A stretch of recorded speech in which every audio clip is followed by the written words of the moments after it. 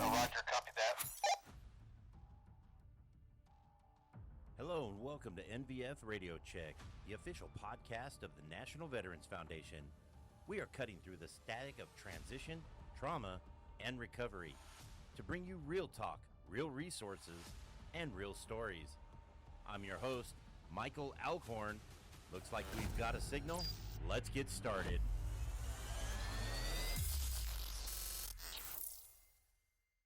Welcome back to the show. Today, we are diving into the life of someone whose quiet strength and gentle manner have touched countless lives in our organization, Markham Anderson. Welcome, Markham. Thank you. It's happy to be here. Nice. His story is one of resilience, service, and unwavering belief that everyone deserves a place at the table. So, Markham, tell me, man, what was it like in your Wichita roots, man? Talk to me. Country. Loved it. Went to Wichita State University, small town, happy town. Knew everyone. Everyone knew you. You was punished by your neighbors when you acted up. It was a real... Is this the one where they grab a switch and come after you too? Yeah. Yes. And then you get another one when your parents get home. Nice. I remember those days. So I think I was a smooth talker. So tell me, I believe your parents passed away and your grandmother, like raised you. Yeah. Yeah, my parents died in a car wreck when I was 3, and my maternal grandmother stepped up and raised me. That was the community we lived in back then. We didn't go to orphanage. We didn't go on the streets. Your next of kin took you in and raised you. Wow. Wasn't there there was a special thing that your grandmother taught you, a little lesson. Yes. Tell us about that. Taught us a lesson. Everyone has a right to eat at the table, have a place at the table. So it was brought up to us to look out for other people, to share. And I became so good at it, I used to find derelicts on the streets and invite them home for dinner. Really? Breakfast. Really? And I might have got scolded a couple times, but they always left fed. Wow. Yeah, she was that type of lady. And I even tried bringing some 80-year-old dudes home to meet her, which I knew was wrong now. I was just looking out. I thought I was looking out. But, yeah. Wow. So she didn't appreciate the dates, huh? No. Especially from sleeping in their clothes for weeks at a time and stuff. Yeah. But okay. But she always fed them. Nice. Do you believe that the way that little lesson that she taught you, do you believe that followed you through adulthood and until now, even nowadays? I've always had a soft spot for people that was the down and trodden. So, yes, I keep that feeling with me. And since I've been here at this organization, it has been profoundly taught to me better because I have learned it is better to give than to always receive. Because us takers, when I was a taker, we knew no boundaries. If you didn't put boundaries up, we just kept taking. Wow. So now I'm in an atmosphere and a place where everyone is looking out for their fellow man. No man left behind. That's our motto. No one's left behind. And the founder, Shad, instilled that in me from an early age when we met each other, that it's not about you, it's about others. And if others are doing well, you will also do well. So yeah, you mentioned Shad. Tell us, well, how did you meet? Like, how did all this come about? I met Shad in 1984 when I was in San Quentin with Geronimo Pratt and Jim White. they invited me to a service that they were giving a plaque to a guy who was helping them with their mental issues, helping them through their legal issues, and he was a veteran, which Geronimo and Jim was honored veterans, and I'm a veteran also. But I went to the celebration, and they gave this guy a plaque, and it turned out to be Shad Meshad. And they introduced me to him, and other than that, I forgot all about him. 40 years later, he writes and asks me would I like to work here while I was still incarcerated. And I guess I had worked and did my programs, and I had a different aura about me where people noticed a change in me, how I was different. They said that it was a light shining somewhere, and I always had a smile where I used to be grumpy all the time.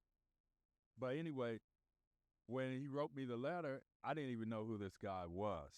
But for some reason, he remembered me 40 years ago. Wow. And I could not remember that guy to save my life.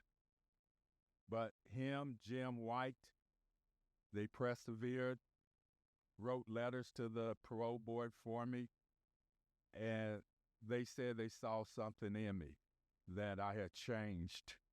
I guess you would call it my moral compass has developed.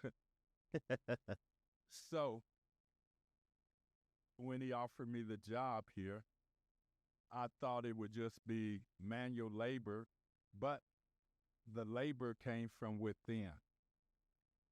My heart opened up.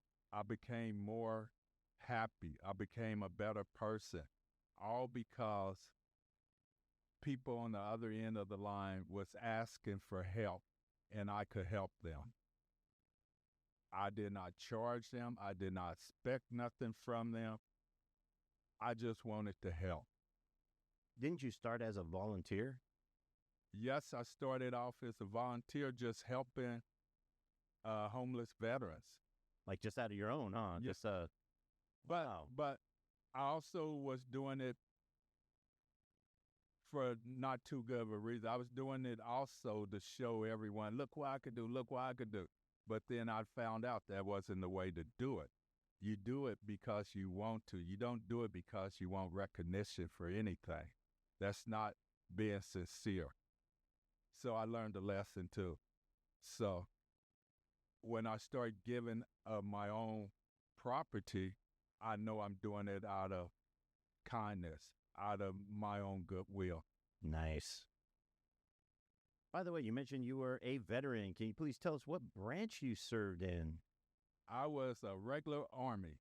I always say regular Army because that's what we're. We don't want to be Navy. We don't want to be a Marine who wants to be Navy.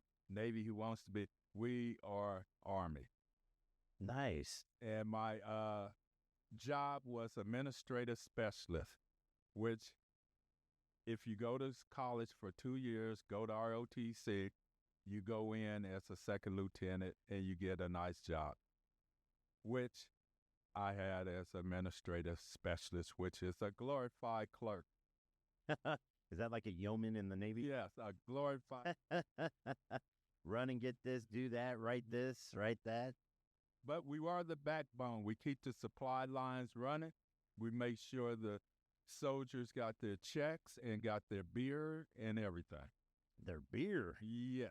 Well, you shipped it in, huh? Made sure they had the money to buy it. Oh, gotcha. Okay. I was going to say, oh, okay. So, wow. And I know while I was in the Army, Yeah. it taught me discipline, but it also hardened me up. And I now know that you don't have to be a tough guy to be a man all the time. Or let me rephrase that. You don't have to be a tough guy all the time to prove you're a man. Because if you showing it, you don't need to say it. People recognize. And that's what we do here, recognize. And I have recognized that it's a lot of veterans out here doing bad, very bad. and no one's helping them. Yeah, it's pretty nasty out there with it. It's real bad out there. It's getting cold out there. The Olympics, they're cleaning the streets up and they're displacing veterans, which making our job here at the National Veterans Foundation hard. I mean, you got veterans calling, asking for $10 just so they could get their water turned on, or $20 so they could get their electricity turned over, and we can't even help them with little stuff like that. That's why we need help. So it'd be nice to actually get some, new donors and get some stuff coming our way to help these guys out, correct? That's putting it mildly. That's True, very mildly. We need more than that. We need mental health for my fellow veterans. We need programs to help them get food and stuff. They're doing bad. We're all doing bad, but for some reason, it seems like the veterans are doing worse because no one wants to help them because we're invisible to them. So true, man.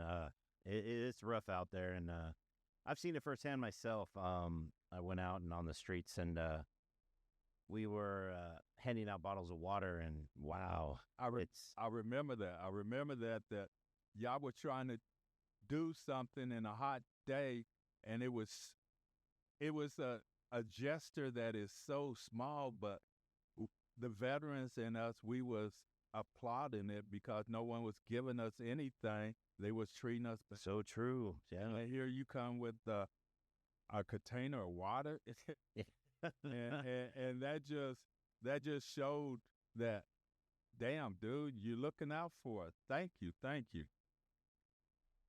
Yeah, that was actually my first time going on the street that day. It was a real eye opener, let me tell you. Well, it's always an eye opener for people that wants to see. For those that don't, that's a good philosophy right there. We're invisible. It's bad to the point where it's like they're scared they would get a disease by just looking at you, so they avert their eyes from us. I mean, yes. Wow. Yeah, look, veterans, if you're having any problems out there, please don't hesitate to give us a call. Our phone lines are open all the time. Just call 1-888-777-4443. And once again, that number is 1-888-777-4443. And you can call from anywhere. It is a toll-free number. Yes, it is. And veterans, your VA, they're just sending your calls to us without even telling us. So true. So let me say this. We're not the VA, okay? We are a nonprofit organization with our hearts opened up. We are here to help. Well, I just wish the VA was as helpful as we are. True. I agree with that. Because we're trying to give food away every day, and we're not asking for nothing in return. We're doing our job, which is humanity. Very true. So, question. I mean, can you describe the essential nature of your role? I mean, which often involves being the first point of contact for these veterans, and people in crisis or deep need. Talk to us about it. Yeah. You are, when the phones ring, you answer. A live operator answers. It's not a machine. It's not a, self-recorded thing. But, I mean, it's you. It's actually right. You. Me and a whole team of us that's given our all, because most of us know what it's like, the need. And I am one of the callers. And when you call us, we know you're in need. And so we're going to do everything in our power, and that's a lot, to work with you. We're not going to transfer you to another number just to get you out the way. No. We're going to work with you. We're going to help you help yourself. And one of our founders said, We just drawing up the game plan. It's up to you. You're the quarterback. We're going to follow you. So when you make this phone call and whatever you're seeking, we will help you. We're not going to leave no one behind. That's a promise from the founder on down. And I believe every worker here, they have that determination in them to help you get what you need. Because 99% of us that work here, we have been in your shoes. We know what it's like not to have, what it's like to want to just talk to someone. Just listen, just look at me as a human being. Treat me as a human being. That's all we ever want. That's all we will ever want. We're not looking for no handouts. We're looking for companionship, someone to treat us as human beings. Wow. That is so true. So tell me, speaking of treating people like human beings, can you talk about some of the calls that you've had that have, I guess, touched you in certain ways? I mean, you don't have to say any names or anything, but is there any stories that get you? Like I told you earlier, my moral compass is set right now. It gets you when someone confides in you that don't know you, what they're going through, how they're feeling. And most of it's not a good feeling. So I sit there and I listen to this, and it tears me up inside. Because, like I say, we don't just want a handout. Most of us just want to talk to someone as a human being, be looked at as a human being. That's all we want. And most of the calls I get is like that. They want to be recognized. And a lot of the calls think we're the VA, so they start yelling at us, cussing at us, venting, and we have to remind them, hey, we're not the VA. We're here to help you. So that's there. But the most rewarding thing is when I get emails and voicemails telling me thank you. And also they said, damn, Markham, you're a real person. You're not an AI. You're not a machine. You're a real person. And believe it or not, when someone says thank you, it just lights your world up. You don't want to accept it, but it just makes you feel 10 feet tall.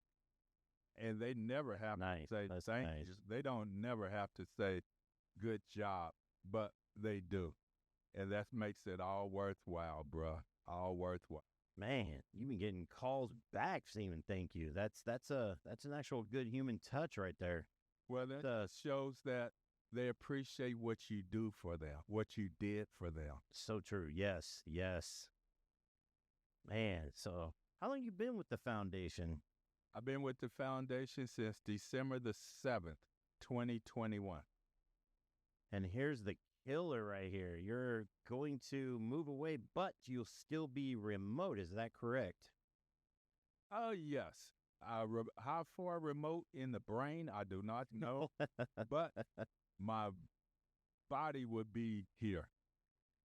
Yes, I moved to Ohio, and they have a veteran community there that needs awakened.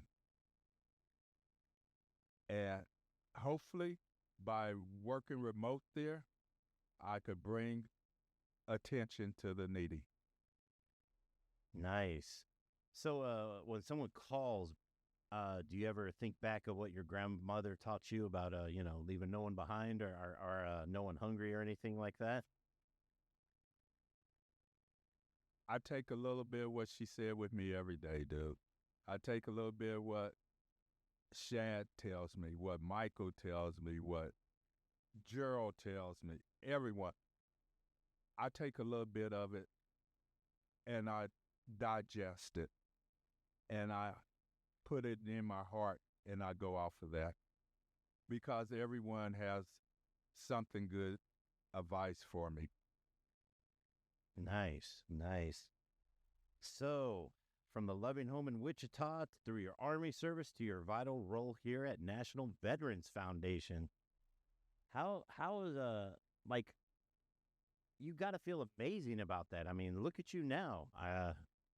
You got so much under your belt. Like, how does that feel? Like I should have been doing it my whole life.